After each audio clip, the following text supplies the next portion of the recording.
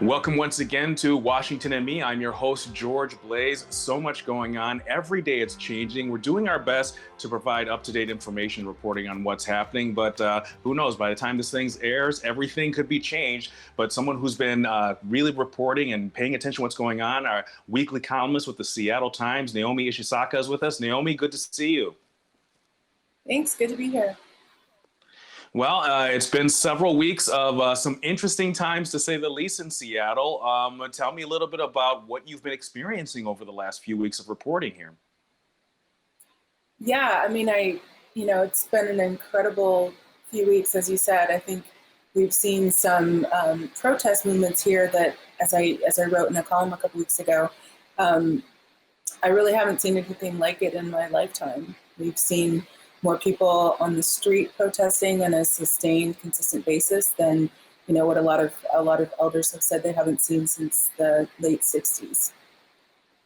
Yeah, it's interesting because, I'm old enough to remember the Battle of Seattle and the WTO. And, everyone's like, Seattle was kind of ground zero for this new wave of protesting in the 90s. And now here we are again with some very unique situations, not the least of which is this autonomous zone, organized protest zone. Give us a little background of what you've been able to glean on what's actually going on at Capitol Hill. Yeah, I think the part that's a little hard to explain, especially from looking from the outside, nationally and then globally, is that there's a lot of things happening at the same time. And I think the autonomous zone, the occupied protest, has really captured people's imaginations and captured a lot of attention. But the reality is that there's a multitude of activism happening on the ground, led by a number of different parties, whether that's the local Black Lives Matter organization.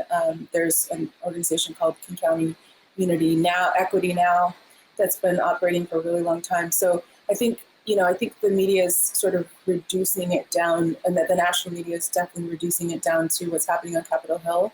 But that's just one slice of a much larger movement, protest movement, that we're seeing on the ground that has, very specific demands. And we can probably talk about that a little bit later, but I think, when I think about what's happening on the ground, I think, the protest zone is certainly part of it, and that's something that's really happening and is real. But within that protest zone are a number of different folks who have very different agendas, like any other group of people. There's people that have, a desire to kind of have a place where they can stay. Literally, there's people who are staying there. There's free food, there's free healthcare for people who need it. And then there's other folks who are really trying to prioritize it as a place for learning and teaching. And so there have been a lot of teach-ins and a lot of efforts to kind of raise awareness about the issues that people are talking about. So it's a multitude of things, from both in terms of the protest movement and in terms of what's happening in the occupied protest zone on Capitol Hill. Clearly, you have the perspective to really kind of have an overview or an understanding beyond the George Floyd protests, which kind of kicked off a lot of this stuff across the country.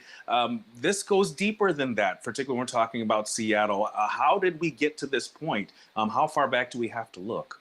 Oh, gosh. I think, honestly, you have to look at the start of, our original sin of our country. And I think, this original sin of slavery and genocide of Native people, like those things are part and parcel of the country that we've created. And I think that, when we think about this protest movement, it's just the latest manifestation of a protest movement that happened in the late 60s, that happened, over the course of the 20th century. Like, people have been activated and organized. I think about, one of my journalism mentors, not mentors, but role models, Ida B. Wells, and she was active in the anti-lynching movement in the late 1800s and early 1900s.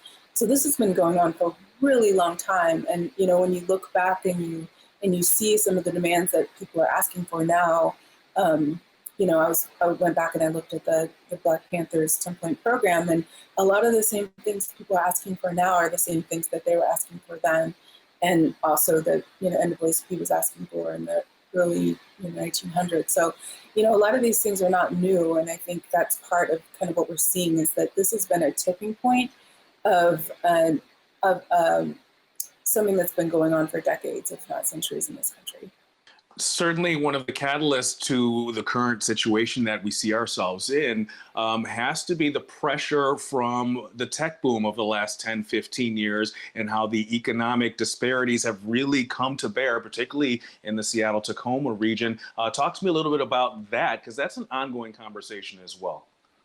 Yeah, and I think that's really critical to understanding what has happened here. I mean, we are experiencing a level of housing or a lack of housing affordability that's really caused gentrification to explode in the Seattle area. So, we're seeing, I think one of my colleagues reported today that we're seeing the lowest levels of African Americans in Seattle in, I think, the last 60 years, he said. I can't have to go back and look at it. But, a community that used to have a much higher percentage of African Americans in the central area has now had to move into suburbs, southern suburbs mostly, because of the affordability crisis, which is absolutely real. I mean, people are finding themselves priced out of Seattle. And the way our zoning works, there's huge swaths of the city where multifamily housing cannot be built. And because of that, it's really concentrated housing into small pockets that are, way out of reach for a lot of folks. And so they're ending up having to live in the southern suburbs and commute into work, which is a whole challenge of itself. Clearly, people around the country are looking for change, and you recently wrote that in Seattle's case, reform may not be enough. The police need radical restructuring. Give me a little bit of insight on what you meant by that.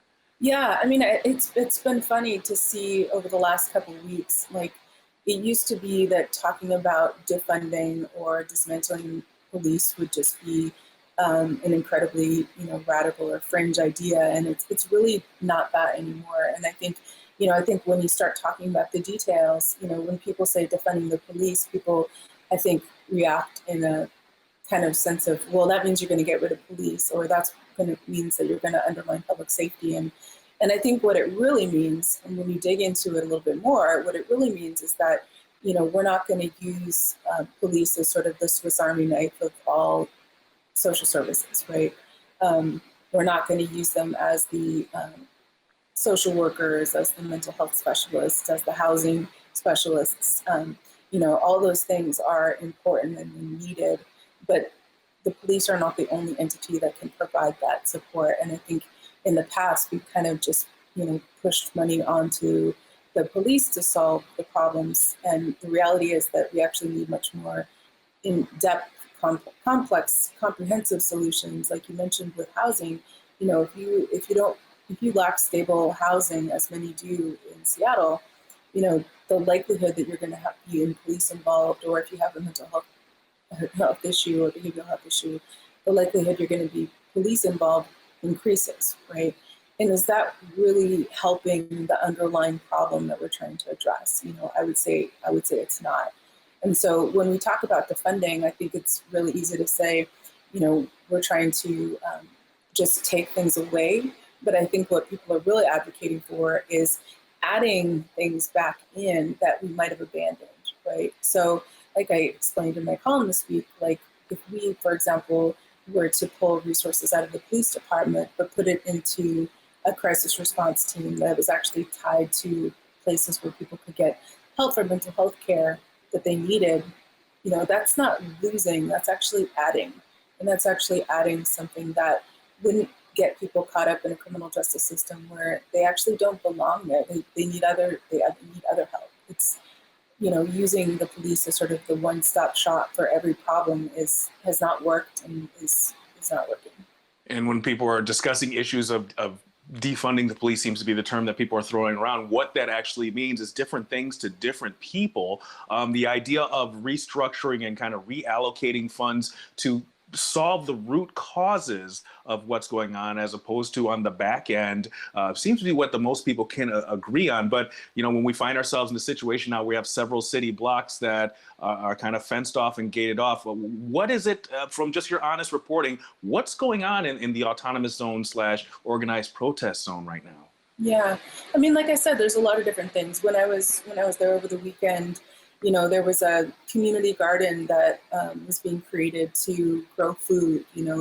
It's kind of the antithesis of what you've seen in some of the more breathless TV reporting from across the country, but they're literally growing food for people to eat. There's a co-op that's all the food is free.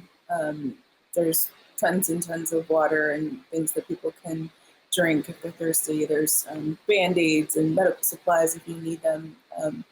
It couldn't be further. What I experienced couldn't have been further from this sort of Mogadishu that I think somebody called it earlier in the week. That said, there was also a teach-in happening where I think probably hundreds, if not 1,000 people were gathered to listen to Black women and femmes talk about their experience. And it was, I think, a beautiful opportunity for people to learn more about some of the core underlying issues that folks are trying to raise.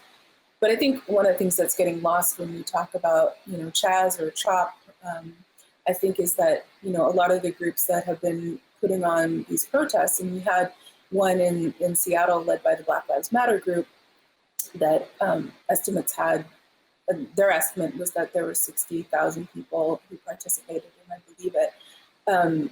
Is that there's very clear demands from a lot of these different organizations that I think are getting lost in kind of the shuffle and the attention that's being placed on Chaz. And so, a lot of them involve defunding, like we talked about, but they also involve, like you mentioned, housing stability and reinvesting in the Black community and making sure that there's ownership within the Black community for organizations and businesses. And so it's not just the same dynamic that we're having now is that we're trying to actually fix some of the problems that have been going on and all kind of drive this culture of criminalization and mass incarceration that we're seeing. Does it seem like there's actually a mechanism in place where demands, needs, or dialogue is happening between the individuals there and the city and state and local government? Or is this going to be kind of like that Malheur Wildlife Refuge, we're just going to lock these people off and let them burn out until they're tired of being there? I think we're talking about two different things. Like I was really talking about the organized protests that have been happening, like the one on Friday that I mentioned had 60,000 people, or the one a week before that had about 7 to 10,000 people.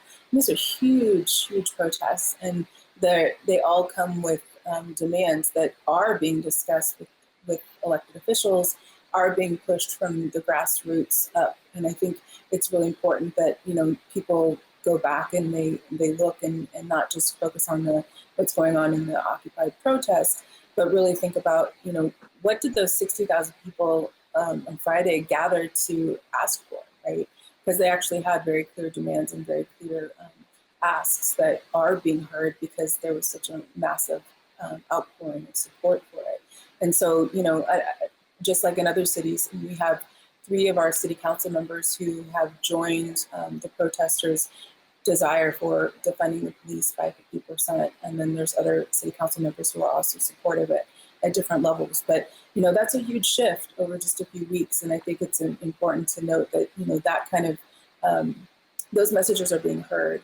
Well, it's really a shame that, the local news media and the national news media have chosen that the thing that's most sensational and grabs the most eyeballs, what's going on in the autonomous zone, is the only thing going on. And people forget that, no, that's a small part of a bigger conversation we're having. But as long as nobody's talking about the actual issues and we're just focused in on, Westworld, it's really clouding what's going on nationally.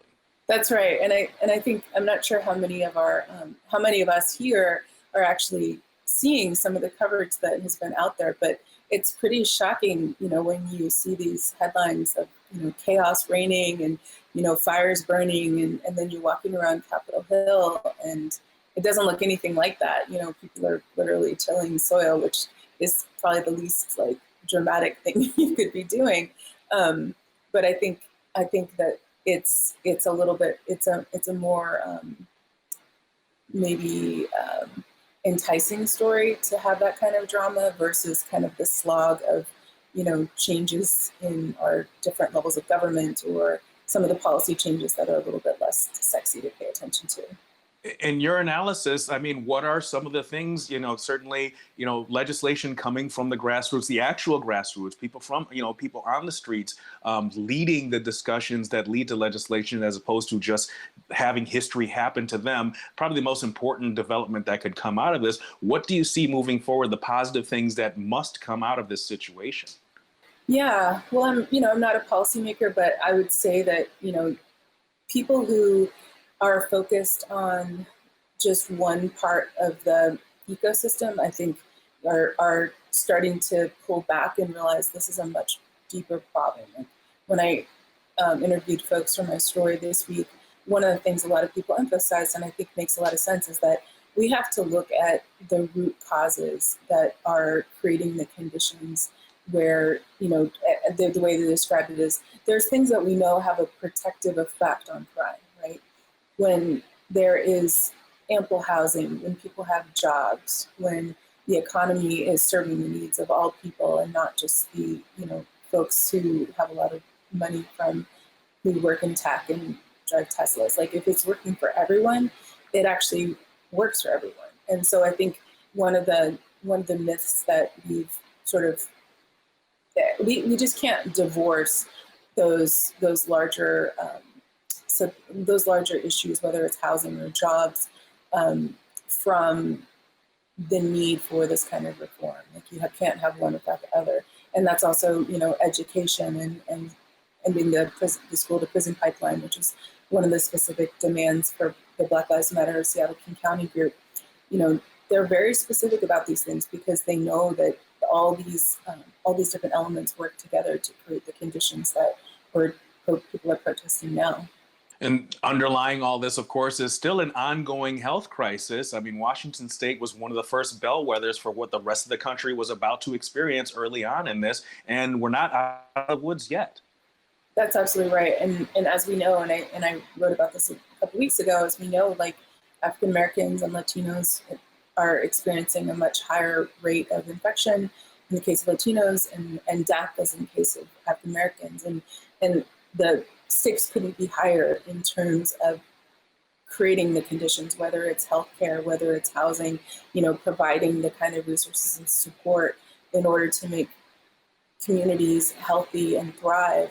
The stakes are incredibly high. And I think the COVID pandemic has brought all of that so much to the fore, it's made it impossible to ignore. And I think has really, lit more of a fire underneath people in terms of the urgency of this moment and the urgency of what we need to do.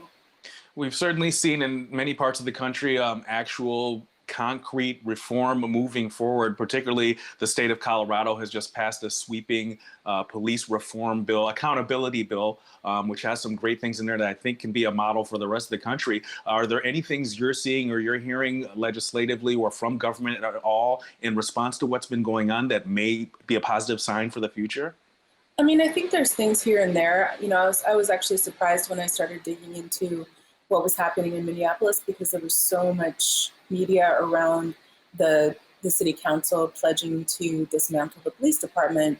And I read that and I was like, wow, that's pretty incredible. So I asked some folks, in Minneapolis about it. And they said, it's not that, that's not much of a slam dunk as it might have appeared. And I think that's the rub, right? I think everyone is kind of adopting similar language and saying similar things, but the reality is that it's the devil's in the details, as it always is, right? So you saying you're going to dismantle the police department in Minneapolis, but really what you've committed to is examining it for a year, which is really different, right? It's not quite the promise of the headline, and I think that's the trick in all these situations, right? So you have the headline that this is what the city's going to do, or a lot of people talk about Camden, but the reality is that people can say the right things, but then do something really different. And I think it's up to all of us to be really ask a lot of questions and be really particular about what do the details actually look like. How is it going to actually work on the ground? What change is actually happening versus what you're saying is going to change? Of course, this is a community building moment in history right now, particularly when we talk about all of our, restaurant workers and bartenders and artists and all these people who have been out of work for several months, all having to come together and find a new normal and support each other. Have you seen a lot of cooperation, a lot of new communities springing up from our current crisis? Yeah, I have. I mean, I think both, the outpouring of support for the Occupy protest, just material support, looking around the Occupy protest, I was kind of just in awe of the amount of just food and resources that were available for people. And a lot of folks who were unhoused have moved their housing situations to the Occupy protest. And it was kind of like, why couldn't we have done this all along? Like provided people the resources they were needing, the food they were needing, in order to be, and obviously, like, that's not sufficient. There's a lot more that's needed, but I think it shows that we can actually pull together. And I think that the COVID crisis also showed us that we can pull together when we are motivated to do so in huge numbers. When we have the resources we need to provide protection for ourselves, to provide safety for our communities, and really take care of each other. Certainly for people like you who it is your profession to have to really get in depth and cover and understand these things in an intelligent manner, how is it that you avoid just diving into a pit of despair? Yeah, I mean, I think for me, as someone who's been paying attention to these things for a really long time, I actually feel really hopeful. And I'm particularly listening to elders who have gone through, different movements for change, and to see their hope and optimism, and to see their just kind of awe in the number of people who seem to have been awakened, um, makes me feel hopeful too. So I don't know, I'm seeing that. And while, you know, a lot of things haven't changed quickly enough, I think the fact that you've got so many people who are now um, a little bit more conscious, um, makes me hopeful. Certainly during these times, we all have to check in on each other and make sure we're okay. We're all, as journalists and reporters out here grinding away. We often forget to take care of ourselves. Are you taking care of yourself, Naomi? Do I have to come check on you? Um, that's funny. A lot of people would say the answer is no. But that said, I think, I worry more about my friends who are much more directly impacted than I am by the trauma of these killings and the trauma of these experiences. And I think, my focus is always on um, where there's the greatest need. And so I'm definitely not the person with the greatest need. So I try to make sure to center my focus and my attention on the places where there is the greatest need. Absolutely. What is your Seattle that you would like to see a year from now? What are the changes? What does it look like?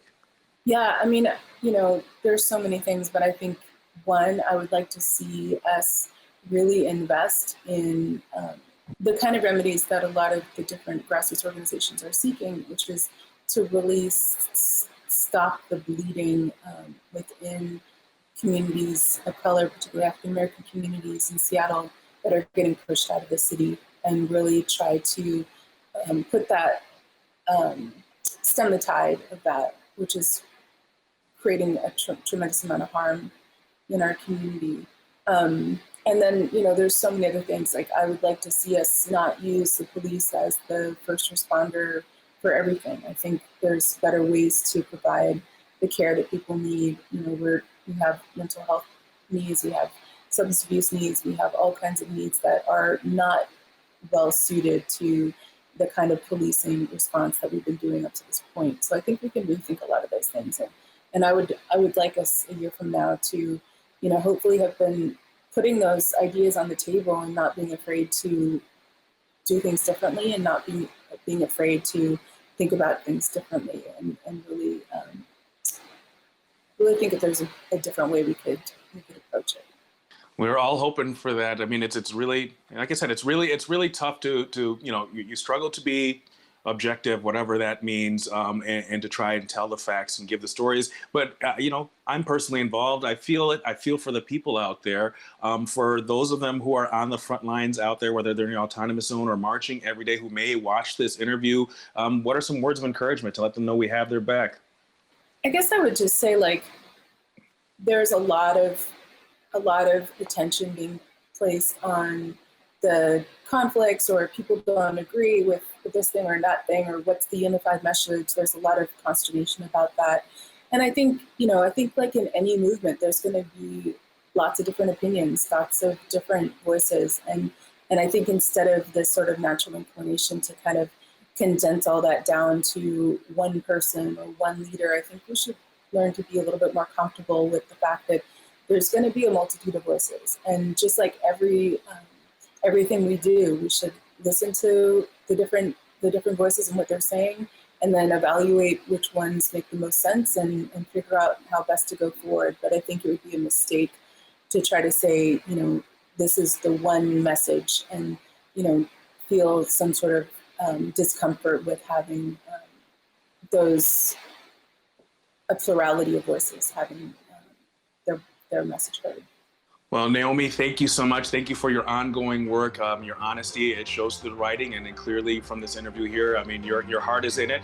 We'll see where we're at, and hopefully we'll be able to check in with you in the coming weeks and months to see where this whole thing goes. So I just want to say thank you again for joining us. Thank you so much. I appreciate it. And we'll see you all next week right here on Washington and Me.